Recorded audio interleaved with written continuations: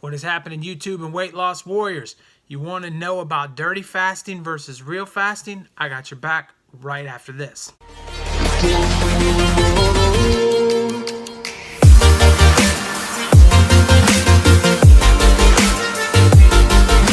Hey guys, it's your boy C-Dub. Thanks for joining me today.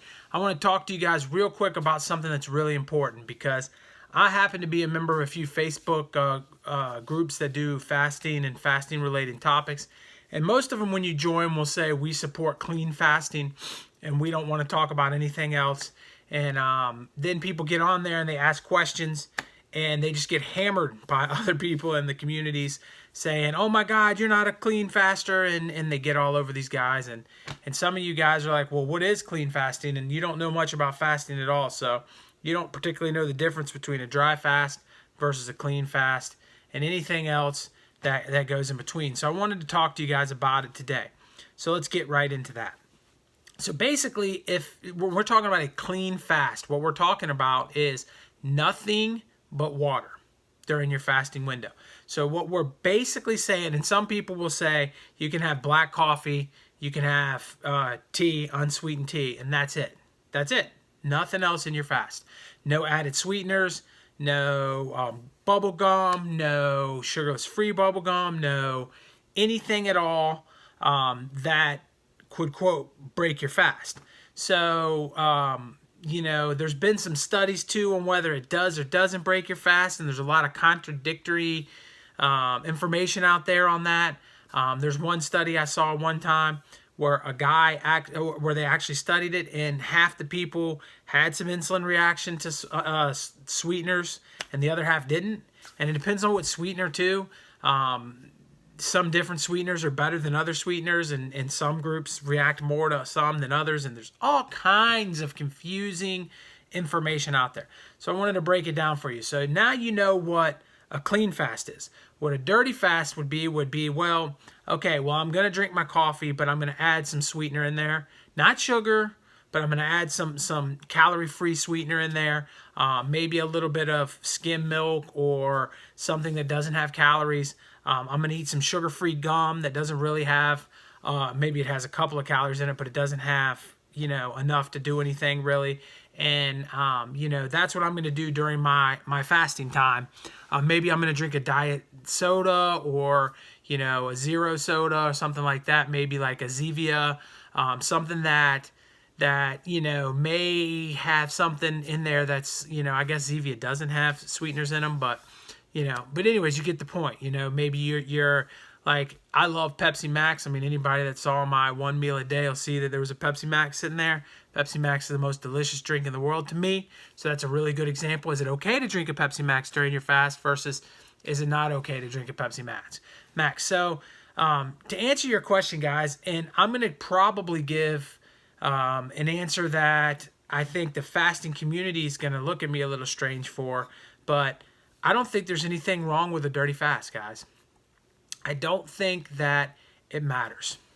I mean, I'll take that back. Of course it matters, but you have to get through your fasting window.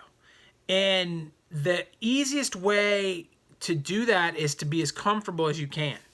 And so if you love coffee and you want to add an artificial sweetener to it that doesn't have a whole lot of sugar, I mean, it has zero sugar in it, real sugar, go ahead and do it. Put some skim milk in there, and make it through your day. Okay, you know, it isn't that important. If we take away all of the wonderful benefits that science is starting to discover about fasting, like autophagy and all of these cool things, you know, switching yourself into ketosis and doing all of these things that we're learning that fasting can do. If we put all of that aside, one thing fasting does do, and no one can argue with it, is it helps you with calorie restriction. And that is a huge thing. That is the most important thing, is calorie restriction. So if you can go out there and you can resist against eating 2 of the meals a day and you don't overdo your last meal, eating what you want is possible. And on top of that, if you had a cup of coffee in the morning that maybe gave you a little insulin bump, you're probably still going to be perfectly fine. The best thing to do is to try it. You know, if you feel like you can't fast because this one little hiccup is getting in your way of your coffee in the morning, or you really like chewing bubble gum and you feel like that's going to help with your hunger or whatever, go ahead and try it. Take 2 weeks, do your fasting, do your 1 meal a day, or your warrior or your OMAD or whatever it is you want to do, and then see if you're losing weight. And if you're losing weight and the weight's coming down on the scale, then you're fine. Keep doing what you're doing. And then if you hit a plateau and you can't break through it for a couple weeks and you've added some of the other things I've suggested to add in, now maybe that insulin bump's cutting you back and you need to maybe think about getting rid of that. I think in time you develop a little bit of a little bit more courage in what you're doing and a little bit more desire when you see results. So get some results first and then adjust yourself. I want to let you guys know that when I first started, I did the 16-8 method, and I drank at at 10 o'clock in the morning, and maybe the first couple weeks I was eating like a granola bar, and I was drinking a Pepsi Max. And I was having about 4 a day probably, Pepsi Maxes, and I did them all in that 8-hour window. But then I crept the window down, and I crept my Pepsi Maxes down and kept them inside the window for a long time. And after I had surgery and I came out, I cut back to 1 Pepsi Max a week. I would drink them on Friday nights, and I did that for a long time. And I had nothing else but water at all other times. And then as weeks progressed, going and going and going, I went the other way, and I added it into where I could have 1 a day.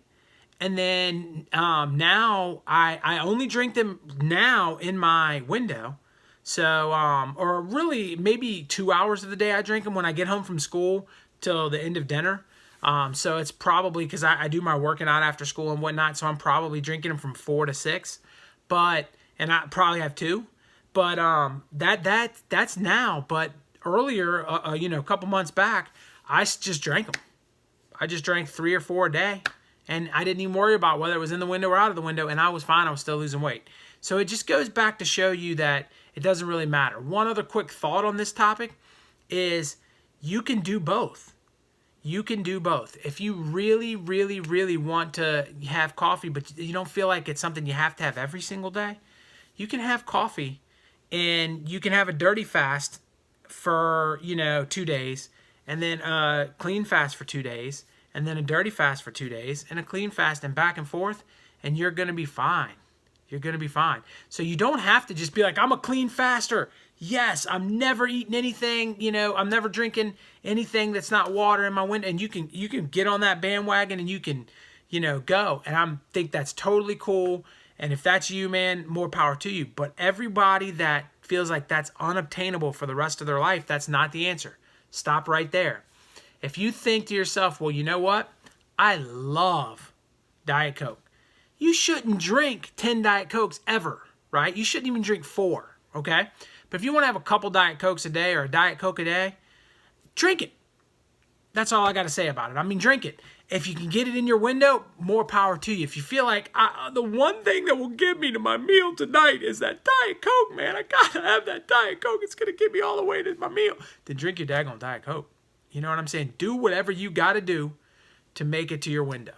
All right, guys, that's all I wanted to let you guys know is I think dirty fasts are fine. I think if you're a dirty faster and you're losing weight, keep doing it. You know what I'm saying? If you run into a speed bump, maybe think some things through there.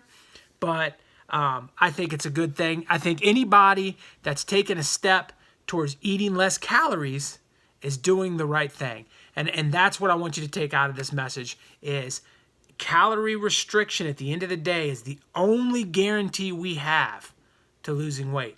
All the rest of the stuff is wishy-washy learning right now. And I think that in 10 years, we're going to know a lot more about fasting. There'll be a lot more tests.